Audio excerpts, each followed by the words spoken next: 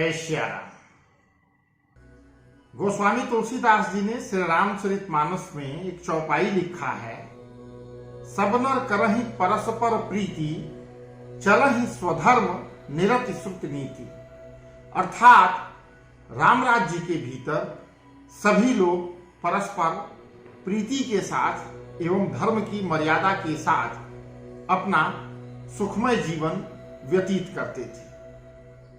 यदि परिवार में आपस में प्रेम हो, सन्मति हो, एक दूसरे के प्रति प्रेम एवं कर्तव्य की भावना हो, तो वह घर स्वर्ग के समान है। अर्थात स्वर्ग के लिए कहीं और नहीं जाना, उस परिवार में ही स्वर्ग का सुख प्राप्त होगा।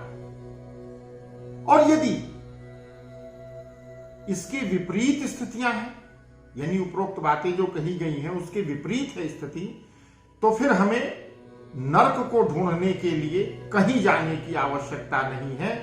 नरक के दर्शन हमें पृथ्वी पर ही हो जाएंगे। यदि आपके परिवार में भी आपस में मतभेद है, कलह है एवं तनाव का वातावरण है, आर्थिक स्थिति ठीक नहीं है, तो आगे बताए गए उपाय करें, आपको आश्चर्यजनक लाभ मिलेगा। तो चलिए शुरुआत करते हैं आज के पहले उपाय से। इस कड़ी में पहला उपाय बहुत महत्वपूर्ण है। अशोक वृक्ष के विषय में तो आपने सुना ही होगा। गोस्वामी तुलसीदास जी ने श्री रामचरितमानस की एक चौपाई में लिखा है, सुनहि विनय मम बिटप अशोका, सत्य नाम कर हरि मम शोका। इस चौपाई का भावार्थ है कि चंद्रमा अग्निमय है, किंतु वह भी मानो मुझे हतभागिनी जानकर आग नहीं बरसाता है। यहां थोड़ा सा विरोधाभास लगेगा आपको कि चंद्रमा अग्निमय कैसे। मां सीता के लिए वह चंद्रमा अग्निमय है, जहां रघुनाथ जी से वियोग है।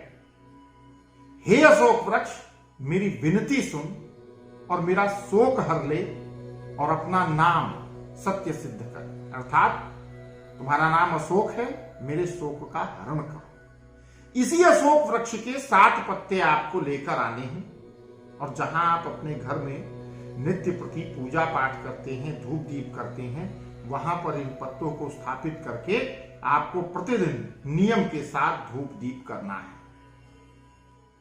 जब ये पत्ते मुरझाने लगे तो इन पत्तों को ले जाकर के किसी पीपल के वृक्ष के नीचे रख देना है, और पुनः 7 अशोक के वृक्ष के नए पत्ते लाकर पूजा घर में स्थापित करें और नियम के साथ धूप दीप किया करें। कुछ ही दिन में आपके परिवार का तनावपूर्ण वातावरण बदल जाएगा। आश्चर्यजनक है, अनुभूत है, और इसके प्रभाव को बहुत से लोगों के जीवन में मैंने स्वयं देखा है। तो इसे पूरी श्रद्धा और विश्वास के साथ करें, परिवार में उपस्थित तनाव दूर हो जाएगा। अब आगे बढ़ते हैं दूसरे उपाय की ओर। देखन में छोटे लगे पर घाव करे गंभीर। इन उपायों में वो सामर्थ्य है। अपने घर के पूजा स्थल में, पुनः वहीं आते हैं, पूजा स्थल में एक दक्षिणवर्ती शंख स्थापित करें और प्रत्येक रात्रि को उसमें जल भरकर रख दिया करें। प्रातः काल स्नान इत्यादि से निवृत्त होने के पश्चात उस शंख का जल अपने पूरे घर में उस शंख के जल से छिड़काव किया करें। घर से नकारात्मक ऊर्जा दूर होगी, सुख समृद्धि का घर में वास होगा। और अब आज इस कड़ी का तीसरा और अंतिम और साथ ही सबसे महत्वपूर्ण उपाय, पुनः आपकी दैनिक पूजा पाठ पर लौटते हैं। अपने दैनिक पूजा पाठ के क्रम में आप राम रक्षा स्तोत्र का पाठ किया करें। इससे आपके परिवार में आर्थिक संपन्नता एवं खुशहाली आएगी और क्षुद्र ग्रहों के नकारात्मक प्रभाव भी आपके ऊपर नहीं पड़ेंगे। कहा भी गया है, चरितम रघुनाथस्य शतकोटि प्रविस्तरम, एक एक अक्षरम पुंसा महापातक नाशनम। श्री राम जी का चरित्र 100 करोड़ गुना विस्तार वाला है। जिसका एक एक अक्षर मनुष्य के महान पापों को नष्ट करने की सामर्थ्य रखता है। इसलिए पूरी श्रद्धा के साथ, विश्वास के साथ, और इसका फल आपको उसी क्रम में मिलेगा जितनी अटूट श्रद्धा आपकी भगवान राम की अपरिमित शक्तियों के प्रति होगी। तो ये थे आज की इस कड़ी में 3 अद्भुत, आश्चर्यजनक, प्रभाव देने वाले उपाय।